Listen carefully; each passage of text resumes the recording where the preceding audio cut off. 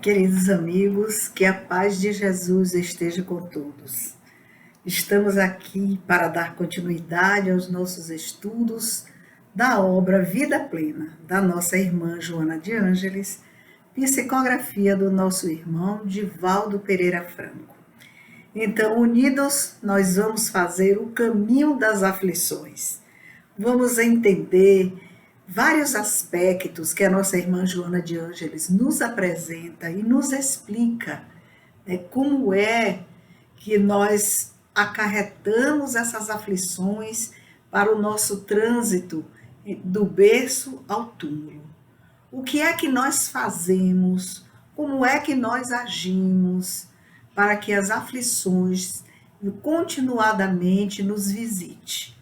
Porque às vezes as aflições elas vão nos visitar ainda na infância, muitas vezes na adolescência ou na juventude, ou numa idade um pouco mais adiantada da época adulta ou na velhice. Nós vamos caminhar na terra, nós todos caminhamos na terra com a história cheia de recortes de aflições. Então, a nossa irmã Joana de Ângeles escreveu esse texto para mostrar para a gente que é possível nós vivermos uma vida plena, ainda que tenhamos que passar pelas aflições. Qual foi o objetivo da nossa irmã Joana de Ângeles? É que com essa explicação, né, que ela vai dar, que ela vai esmiuçar a respeito do tema aflições, nós possamos tornar a nossa trajetória na Terra mais leve do que essa vida de angústia que nós vivemos, né? Essa ansiedade que não se desgruda dos nossos objetivos, dos nossos anseios, dos nossos desejos, da nossa vontade. Então, a nossa irmã Joana de Ângeles, numa perspectiva da filosofia, diríamos, não é ela quem diz, diríamos que a medida que foi colocada no texto é a medida que Protágoras deu, um sofista antigo, que vem à baila do conhecimento pela pena de Platão, que Platão traz dois grandes sofistas, né, da sua época, Protágoras e Górgias, e nós vamos unir o pensamento desses dois filósofos sofistas para poder entendermos a questão da aflição. Como é que a gente vai entender? O Protágoras vai nos dizer que o homem é a medida de todas as coisas. Quando ele fala isso, ele está se referindo à questão da subjetividade, né? Nós somos seres subjetivos. E além de subjetivos, nós somos seres particulares. Nós temos particularidades que não se assemelham a de ninguém. Um pouco parecida em algum trajeto, mas elas são bastante pessoais.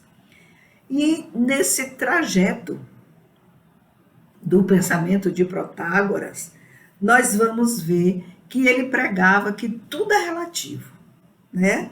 Aquilo que me aflige, a mesma situação, se outra pessoa passar, poderá morrer de aflição ou não, ela viver a situação com mais leveza. Por isso que ele vai dizer que tudo é relativo e que não existe a verdade absoluta. Se tudo é relativo e não existe a verdade absoluta, não é? Essa ideia do Protágoras vai ser a origem das ideias humanistas, né, do desenvolvimento posterior da ideia humanista e das ideias relativistas, né, porque tudo é relativo ao próprio homem dentro dessa subjetividade e particularidade. Muito bem, é diferente, né, daquelas pessoas que vivem em aflição e que dizem assim, eu sou cético, eu sou uma pessoa cética. Em sendo cética, Aí nós já vamos estar com outro sofista, que é o Górgias, né? Em a pessoa dizendo que ela é cética, nós precisamos ver em que grau, em qual escola ela vai se estar enquadrada, porque em relação a Górgias, Górgias era muito específico, que é um personagem. Tem um livro com o nome Górgias e outro com o nome de Protágoras, que Platão escreveu, como eu já ensinei para vocês, não é?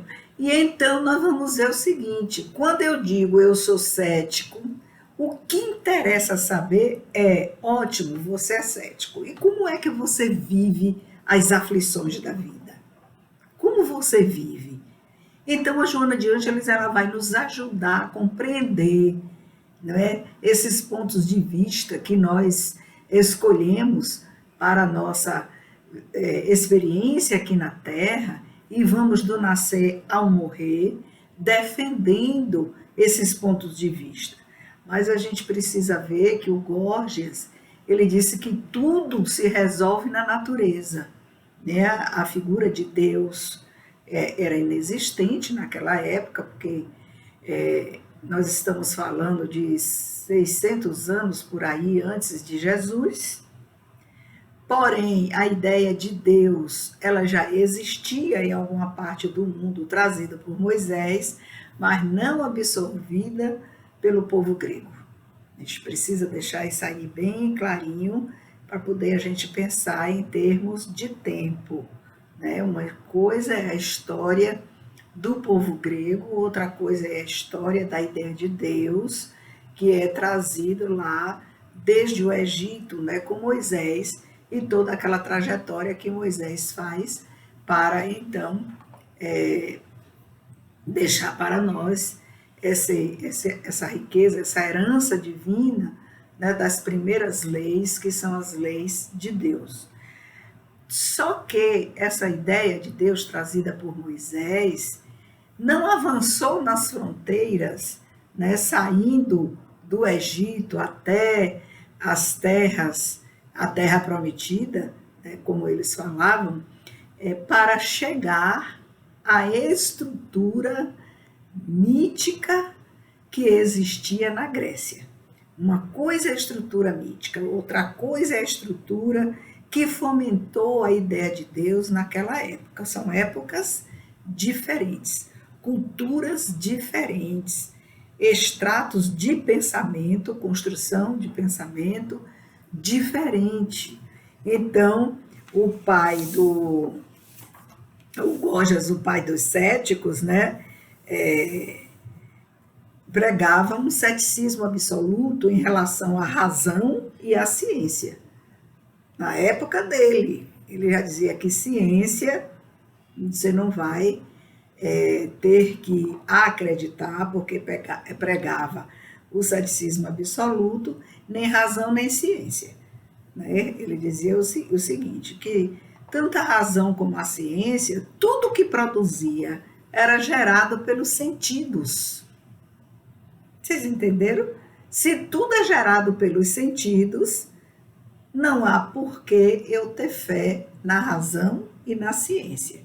Até hoje nós encontramos milhares de pessoas que pensam como Górgias ou como Protágoras. Elas se enquadram nesse discurso, mas elas não têm noção do que é que elas estão defendendo. Para a gente aqui agora é saber a questão da aflição nesses pensamentos, porque o Górgias defendia 3 teses. Vamos ver se vocês aí estão inclusos nessas teses. A primeira tese, nada existe, que tudo é produto da ilusão dos sentidos. Nada existe. Ok. Se algo existisse, olha a condição condicional que ele coloca, a possibilidade, né, da condição. Se algo existisse, não poderia ser pensado. Estava acima do pensamento, quer dizer, o pensamento humano não poderia apreender esse algo. E a terceira tese, que é a bem, né, categórica, Se algo existisse e pudesse ser pensado, não poderia ser explicado. Aí é onde eu quero chegar. A nossa irmã Joana de Ângeles, ela diz: a aflição existe, você pode pensar em termos de aflição, observar quando é que você gera as suas aflições aqui na existência, tá vendo? Ela existe, ela pode ser pensada, e a Joana diz, e além do mais, ela pode ser explicada. Então, contrariando as três teses do Gorgias, nós vamos ver como é que Joana faz esse trabalho fantástico a respeito das aflições. Ela vai nos dizer que as aflições, ela tem causa, ela tem origem e ela tem finalidade. Olha como a Joana vai estruturando o pensamento. Tem causa, origem e finalidade. Qual seria a causa das aflições? Qual é a causa das minhas aflições, das suas aflições, das nossas aflições? Ela disse o seguinte, é que nos processos de crescimento ético, moral e espiritual do ser, nós vamos encontrar a causa das aflições. Quando estamos nessa trajetória de crescimento ético, moral e espiritual do ser. A moral é a moral de Jesus, que já nos ensinou.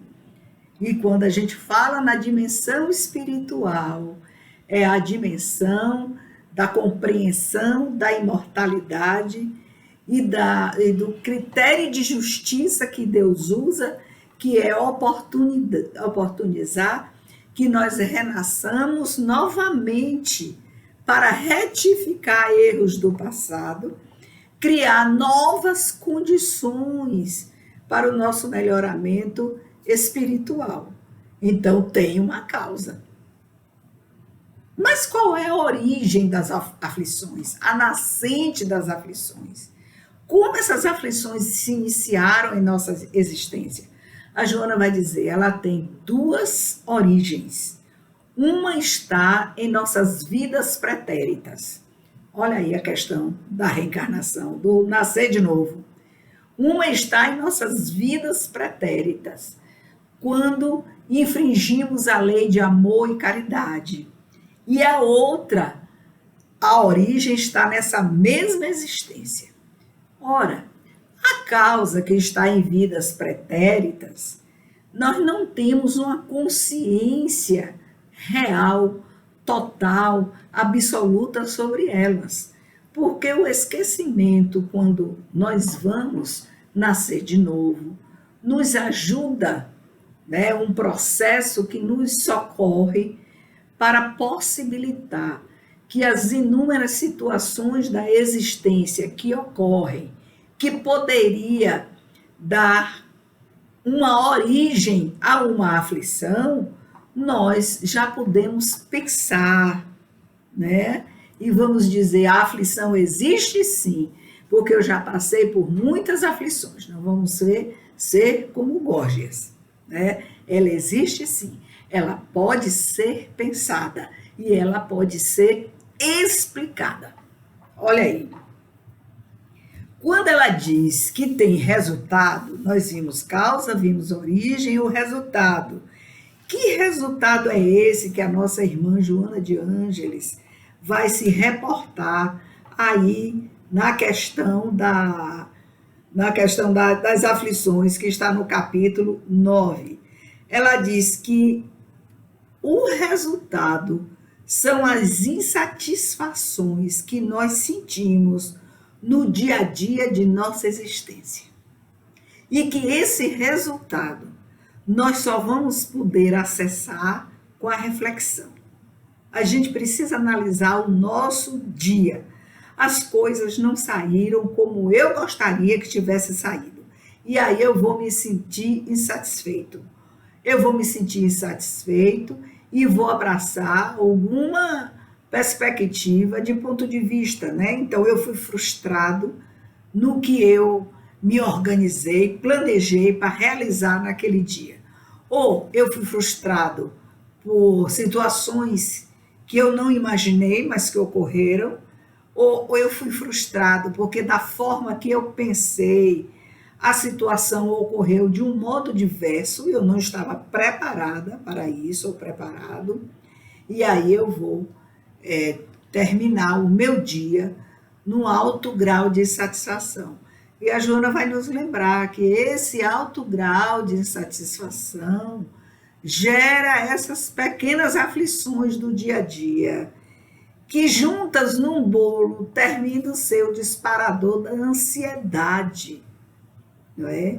Nós temos hoje os transtornos de ansiedade.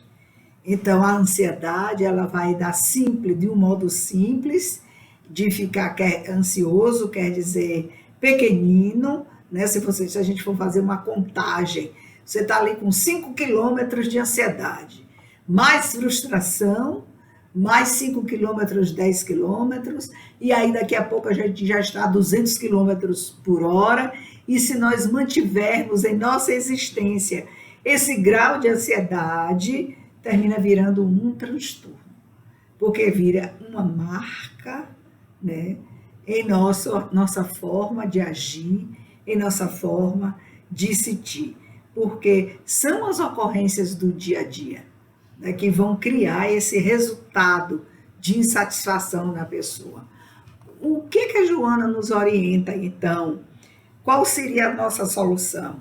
Fazer o nosso caderninho de anotação, né, ou mental ou físico, para que a gente vá observando como essas ocorrências, essas insatisfações que parecem pequenas, elas se acumulam para dar um colorido negativo e especial para a nossa existência. Porque a insatisfação, ela é minha insatisfação, né? Não é a do outro. A Joana diz o seguinte, que as aflições, elas são filhas direta do orgulho. Uma pessoa humilde, que já conquistou viver em simplicidade e humildade, não sofre aflições. E se ela passa pelas aflições do dia a dia, ela tem sabedoria para não ficar doente. Olha que coisa, né? Que coisa. Então, as aflições, elas são filhas do orgulho ferido. Todas as vezes que o orgulho é ferido, nós caímos em estado de aflições. Imagine uma pessoa que se acha credora, né, das benesses dos santos, que ela ora, que ela faz oração, que ela reza, né, dos espíritos amigos que ela se apega. Ela acha que ela é credora pelo nada, que vou chamar de nada, porque é nada mesmo, que ela faz em favor do próximo. E aí se acha credora. E quando o benefício não chega na hora que a pessoa quer, reclama, né, exige, mas não tem crédito nenhum, porque o que se tem ali é a manifestação de um orgulho ferido. A nossa irmã Joana de Ângeles diz que o orgulho ferido, né, ele é irmão gêmeo do próprio orgulho, né? Então, o orgulho, a soberba, são situações psíquicas que marcam um ponto negativo na nossa existência do dia a dia, ó, do dia a dia. Ela diz que, na verdade, esse orgulho ferido representa um vírus terrível. Olha que coisa, porque você entra em aflição, você vai para a ansiedade, você vai para o adoecimento. Então, realmente, é um vírus terrível, né? Que consome o espírito, como ela diz aqui, esse vírus, o orgulho ferido, gera males no espírito, né?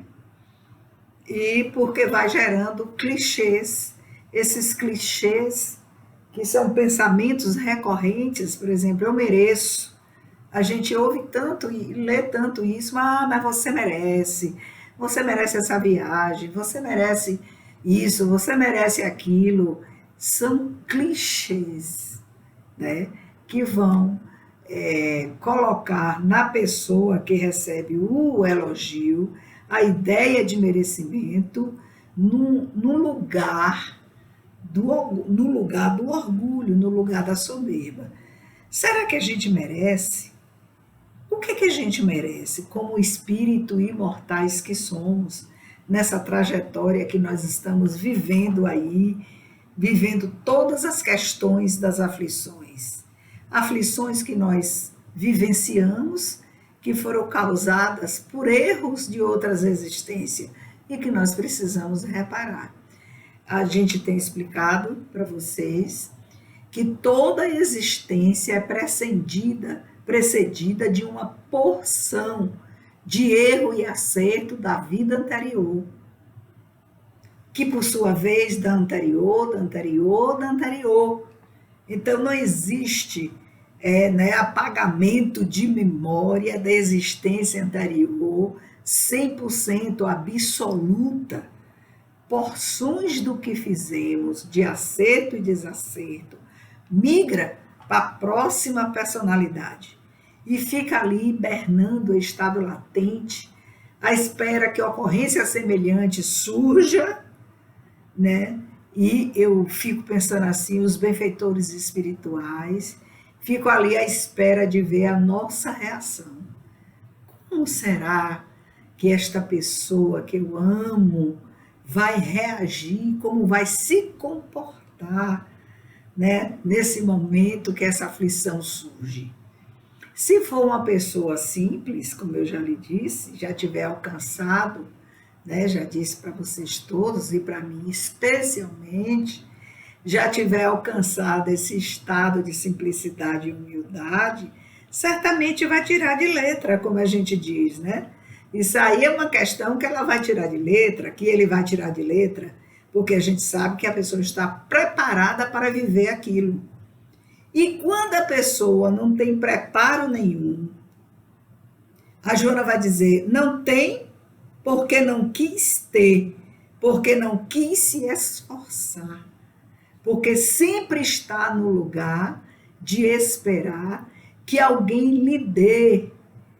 Você merece, então alguém vai lhe dar oportunidade de melhora da saúde física, né? Oportunidade de você ser aprovado no concurso, sem estudar, oportunidade de você alcançar níveis de compreensão para chegar até o entendimento, que já é um nível mais refinado, porque chegou ao nível do entendimento, agora eu estou satisfeita. Não.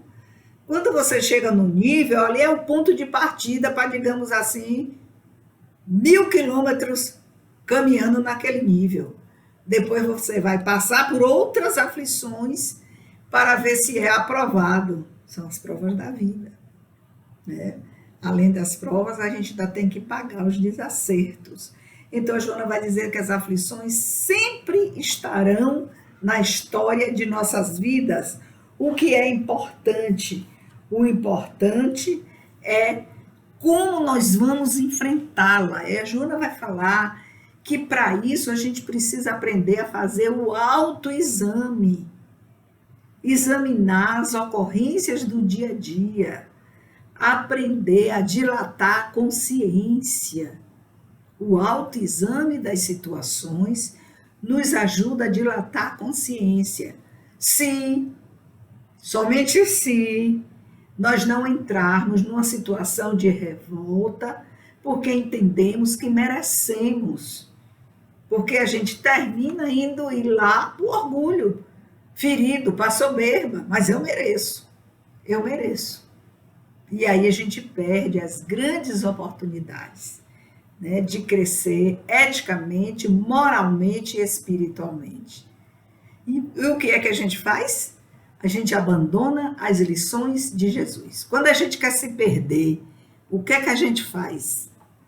Abandona as lições de Jesus, deixa de fazer tudo o que fazia antes, não faz o seu evangelho, não está contrito mais com Deus, não pede a sugestão dos meus amigos espirituais para o que poderá vir para a nossa existência, agradece pelo dia de hoje, por tudo que aconteceu, né, que foram lições, algumas coisas para nos livrar de algo pior, e algumas coisas para a gente aprender algo melhor, para a gente refinar nosso sentimento, nossa emoção, né, nessa longa estrada de aprendizagem.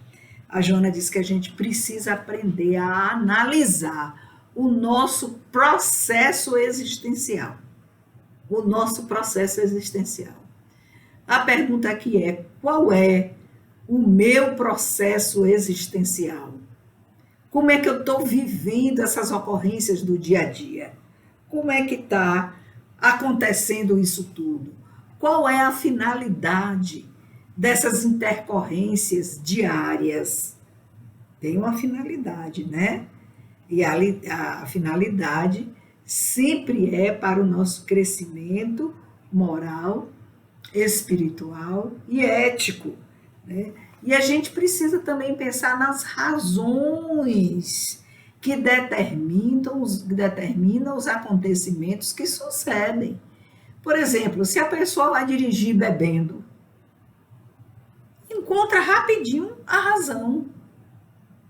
Não é? Um espírito rebelde, uma pessoa insatisfeita, né, que não quis medir o resultado da sua imprudência. Então, acostumar a avaliar isso aí, porque os acontecimentos, eles podem ter desdobramentos fatais. E não é só fatais para a morte e o morrer, como nos diz Joana. É fatais para a gente ir morar o resto da existência e viver acamado, numa cadeira de rodas, perder a fala, perder a audição. Nós somos seres biologicamente tão frágeis, que qualquer tapa em nosso ouvido rompe o tímpano, né? Em nosso olho, a gente pode perder a visão. Em determinados locais do nosso cérebro, a gente vai perder vários movimentos. Olha que fragilidade tem esse corpo que nós estamos aqui. Ela disse alguma coisa aqui importantíssima, que a não aceitação do sofrimento, não tem gente que diz isso, eu não aceito sofrer, essa é outra expressão cotidiana, é um clichê, eu não aceito, quem é você para aceitar ou não aceitar? E quem é que está preocupado em seu aceitamento ou não aceitamento? Sabe que a espiritualidade não está preocupada com isso, não. Do bem, mas a do mal tá. Ótimo, minha filha, continue não aceitando. Tu não sabe o que a gente está preparando para você daqui a pouco. Eu não aceito é uma expressão de rebeldia. De rebeldia. Eu não aceito que Deus tenha levado minha mãe, meu pai, meu irmão. Aceite ou não aceite, essa é uma fatalidade da vida. Às vezes eu olho para a expressão das pessoas e digo assim, quando eu imagino que elas têm um pouco de espiritualidade, eu fico pensando assim, meu Deus, a pessoa dizer, eu não aceito que Deus tenha levado meu pai, minha mãe, meu filho, meu irmão, minha irmã. Que alto grau de rebeldia. Tudo que está na terra nasce, cresce, se desenvolve e morre. Nasce e morre, não cresce nem se desenvolve. Nasce, cresce, se desenvolve e morre. E nem envelhece para morrer num ciclo natural da existência, né, daquela espécie de árvore, daqueles animais, dos seres humanos. Quer dizer, essa consciência a pessoa não tem, mas tem a audácia de dizer que não aceita. Ela está dizendo, eu não aceito a finitude. Eu não aceito a morte. Tá bom, tá certo. Todo mundo pode morrer, menos meu pai, minha mãe, meu irmão, minha família. Vocês entendem? Isso é um alto grau refinado de soberba, de orgulho ferido. Que coisa, não é? Olha, viver a aflição é uma pancada no orgulho ferido. Viver a aflição de forma negativa, porque todos nós vivemos a aflição, cada um no seu jeito, no seu modo. O que a Joana tenta nesse esforço que ela está fazendo enorme é nos ensinar como a gente deve trabalhar o sofrimento e as aflições em nossa vida. É como a gente deve. Ela diz assim: a não aceitação do sofrimento de qualquer espécie, fragiliza o ser humano, faz dele vítima de si mesmo e o deixa vulnerável ao inconformismo, à pobreza interior, a pessoa é muito pobre interiormente, ante a aparência exterior. Olha que parágrafo forte da nossa irmã Joana de Ângeles. Tá? Aqui a gente já falou da morte biológica. A morte biológica é um fato, minha gente. É uma fatalidade. Qual é a fatalidade? Duas fatalidades: nascer, morrer. Tem gente que os seres humanos nem deixam nascer, né? Porque aí a questão do aborto está aí, com aprovação em lugares, em países que até 6 meses você pode assassinar o bebê, um bebê formado, né? Um bebê que tem uma chance de sobrevida muito grande com a tecnologia moderna que está por aí. Então, a nossa irmã Joana de Ângeles, na segunda parte, vai dizer assim: toda vez que alguém desrespeita a lei de ordem, a ordem no universo, viu, gente? Vocês estão pensando que tudo é desordem? Não. Há uma ordem. Comete um ato atentatório. Olha que coisa. A harmonia do conjunto. Então, ouvindo a palestra de Divaldo, eu sempre ouço, né? Muitas palestras, e sempre procuro ouvir Divaldo nessa construção semanal com os acontecimentos que a gente está vivendo aí, a guerra na Ucrânia, essa iminência de destruição da humanidade, que ele estava dizendo que o vírus não logrou nos educar como era esperado pela espiritualidade. Então surgem e vão surgir sempre guerras que estão aí, os países vão aderindo devagar e nós estamos no momento, no olho do furacão, correndo um enorme perigo na humanidade. Um enorme perigo. E o Divaldo vai com aquele sorriso dele de calma, né? Nos inebriando, nos ajudando e dizendo que todos nós fiquemos no lugar onde nós estamos. Ele não está falando do lugar físico, fica em sua casa, em seu apartamento, né, em sua fazenda, em sua roça. Não. Ele está falando o lugar psíquico, o lugar psíquico onde você está.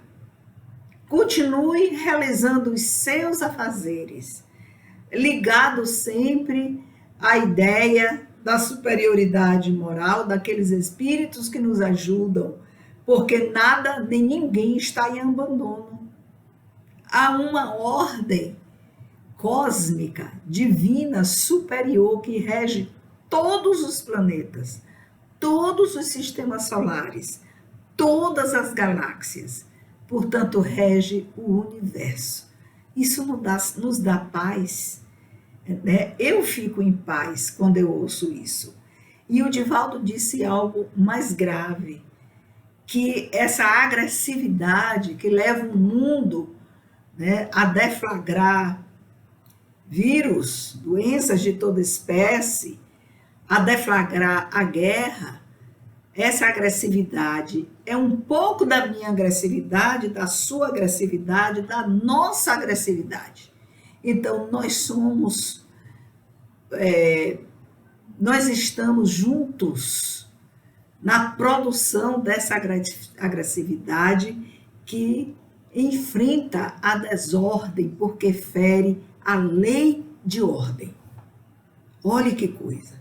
Um percentual da minha agressividade, ela faz um montante com a agressividade de todos.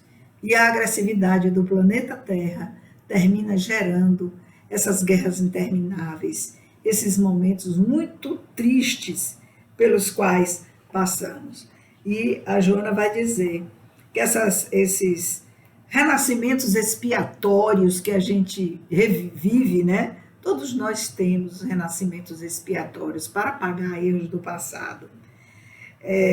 Que em situações tão degradantes que a gente vê aí, a gente não pode esquecer que isso é a mão de Deus tentando nos salvar de nós mesmos.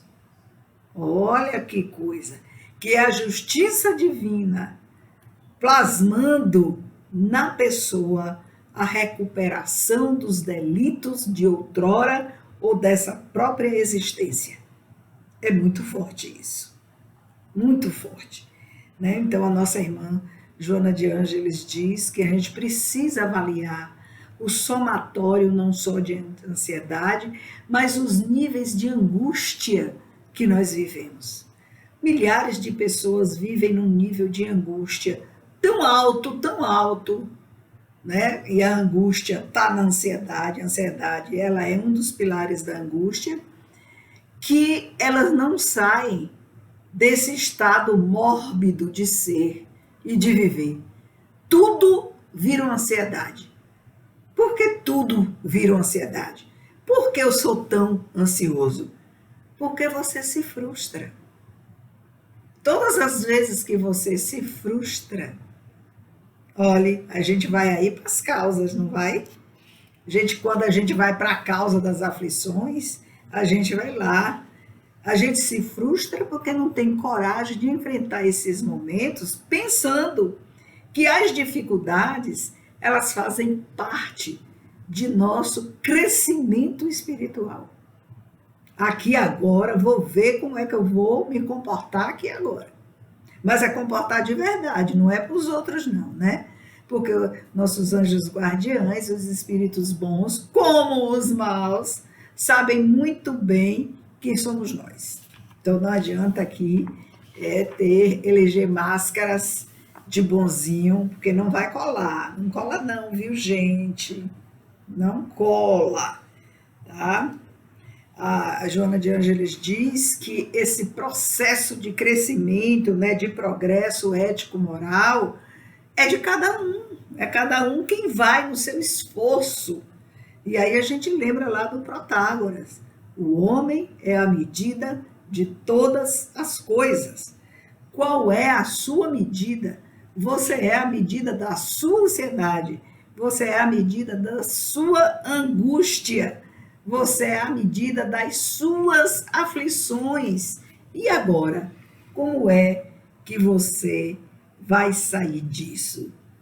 A Joana nos concita a olharmos para Jesus, essa figura extraordinária, essa lição magistral, né, desse espírito fantástico, né, numa condição de espiritualidade inenarrável, inimaginável.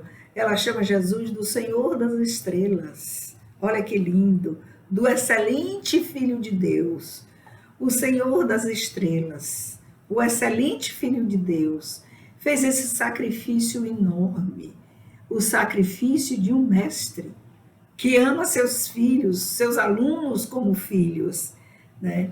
E então a nossa irmã Joana deixa o último conselho, dizendo: confia em Deus.